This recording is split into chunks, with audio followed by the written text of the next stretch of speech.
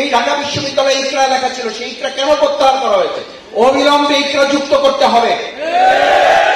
ফজলুল হক মুসলিম হল থেকে কোন কারণে মুসলিম শব্দ বাদ দেওয়া হয়েছে, আজকের বাংলাদেশের এই জনগণের কাছে তার জবাব দিতে হবে এবং মুসলিম শব্দ যোগ করতে হবে। আজকে যে শিক্ষা ব্যবস্থা 15.5 বছর পেয়েছি, এতে আমরা যত না মানুষ পেয়েছি তার চেয়ে হেলমেট এবং হাতির বাহিনী বেশি পেয়েছি। এই চ্যালেঞ্জ দিয়ে বাংলাদেশকে একটা দুর্নীতি মুক্ত বাংলাদেশ গঠন করার সংসদ সদস্য শুধু নয়, মন্ত্রণালয় শুধু নয়, রাষ্ট্র পরিচালনার পাশাপাশি আমাদের বাইতুল মোকাররমে মসজিদের ইমামতি করার যোগ্যতা একই সাথে তারা অর্জন করতে পারবে। আমরা এমন শিক্ষা ব্যবস্থা চাই যে শিক্ষা ব্যবস্থায় বাংলাদেশে আর ধর্ষণের সেঞ্চুরি হবে, এরকম একটা পতিত বাংলাদেশ বিশ্বের দরবারে পরিচিত হবে। সেই শিক্ষা ব্যবস্থা আমরা আর চাই না। আমরা সেই শিক্ষা ব্যবস্থা চাই না যে শিক্ষা ব্যবস্থায় একজন শিক্ষক তার সন্তান তুল্য ছাত্রীকে সামনে বসিয়ে রেখে বলবে, তোমার নিকাব কিংবা হিজাবের কারণে তোমাকে তো আমি চিনতেই পারছি না, তোমাকে হয় মুখ খুলতে হবে, না হলে তোমাকে ভাইবা থেকে বাতিল করা হবে। এরকম অধপতিত শিক্ষা ব্যবস্থায় আমরা আর ফিরে যেতে চাই না। সম্মানিত শিক্ষক বৃন্দ, আমাদের এই বাংলাদেশেই তো এমন শিক্ষা ব্যবস্থারও তো আমাদের সুযোগ রয়েছে, এমন মানুষও তো শিক্ষা ব্যবস্থায় আমরা নিজেদের মতো করে তৈরি করার সুযোগ হয়েছে।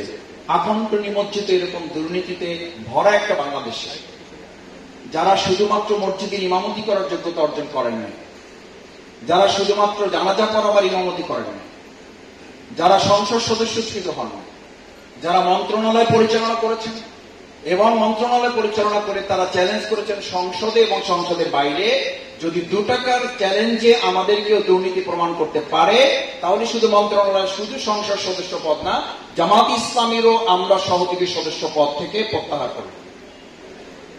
আমরা সেই রকম শিক্ষা ব্যবস্থা চাই যারা এরকম দুর্নীতির মধ্য থেকেও এই চ্যালেঞ্জ দিয়ে বাংলাদেশকে একটা দুর্নীতি মুক্ত বাংলাদেশ গঠন করার সংসদ সদস্য শুধু নয়, মন্ত্রণালয় শুধু নয়, রাষ্ট্র পরিচালনার পাশাপাশি আমাদের বাইতুল মোকাররমে মসজিদের ইমামতি করার যোগ্যতা একই সাথে তারা অর্জন করতে পারবে। কেন পারছে না? আজকে হচ্ছে না কেন? হচ্ছে না এই জন্য যে আমাদের শিক্ষা ব্যবস্থায় আমরা খুব এগিয়ে যাচ্ছি বলা হচ্ছে, কিন্তু কোথায় এগোতে পারছে না? এগোতে পারছে না তো এই জন্য যে আমাদের বলাই হয়েছে ক্যারেক্টার এবং কেরিয়ার দুটোকে মিলে যদি সমন্বয় না করা যায়, career without character is more dangerous then a lion. আপনি যত বেশি শিক্ষিত হবেন তার সাথে সাথে যদি মূল্যবোধ এবং নৈতিকতার সমন্বয় না হয়, তাহলে ওই শিক্ষিত লোকটা কি বলা হয়, is more dangerous then a lion. ওটা একটা উন্মত্ত সিংহের চেয়েও ভয়ানক।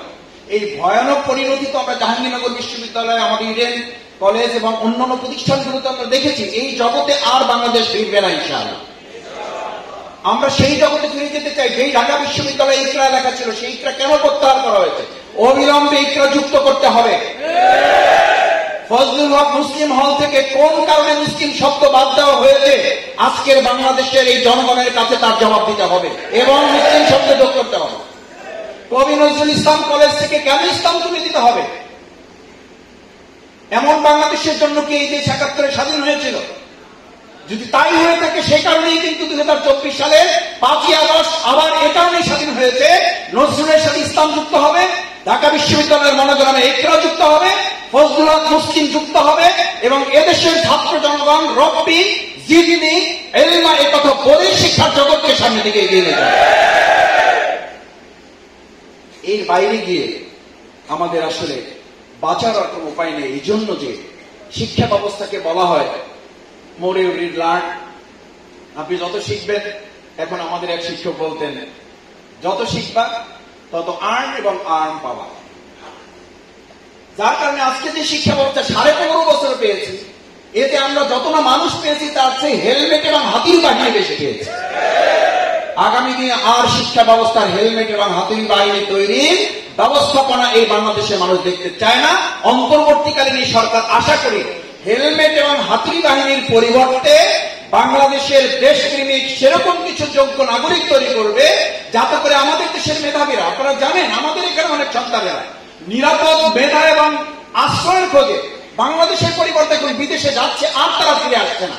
আমরা অন্তর্বর্তীকালীন সরকারের কাছে আহ্বান জানাতে চাই, বাংলাদেশে এমন পরিবেশ তৈরি করতে হবে যাতে আমাদের মেধা আমাদের কাছে না রেখে বিক্রি করে মেধা, আমাদের মেধা এখন অন্যরা কিনে নিয়ে বিশ্ব আজকে বড় বড় জায়গাগুলোতে আমাদের বাংলাদেশ তৈরি করে ফেলা হচ্ছে। এরকম নীতিমালার শিক্ষা আর না তৈরি করে বরং বিদেশে যারা গিয়েছিল তাদেরকে ফিরে নিয়ে এসে মেধা না কোটা, এই বৈষম্যহীন ছাত্র আন্দোলনের বৈষম্য বিরোধী ভূমিকা যারা করেছিলেন তাদের মূল মন্ত্রে ফিরে আসার জন্য সেই সমস্ত মেধাবীদেরকে ফিরে আসার উপযুক্ত বাংলাদেশ আমরা তৈরি করব ইনশাআল্লাহ। সেই প্রত্যাশা ব্যক্ত করে আমাদের এই সুন্দর বাংলাদেশ গড়ার জন্য আল্লাহ তাআলা যেন আমাদের আন্দোলনে যে সমস্ত মীর মুগ্ধ আবু সাঈদরা জীবন দিয়েছে তাদের সহ যারা এখনো আহত আছে তাদেরকে যেন আল্লাহ তাআলা হায়াতে তৈয়বা দান করেন, যারা আহত আছেন, যারা নিহত হয়েছে তাদেরকে যেন আল্লাহ তাআলা শহীদ হিসাবে কবুল করে।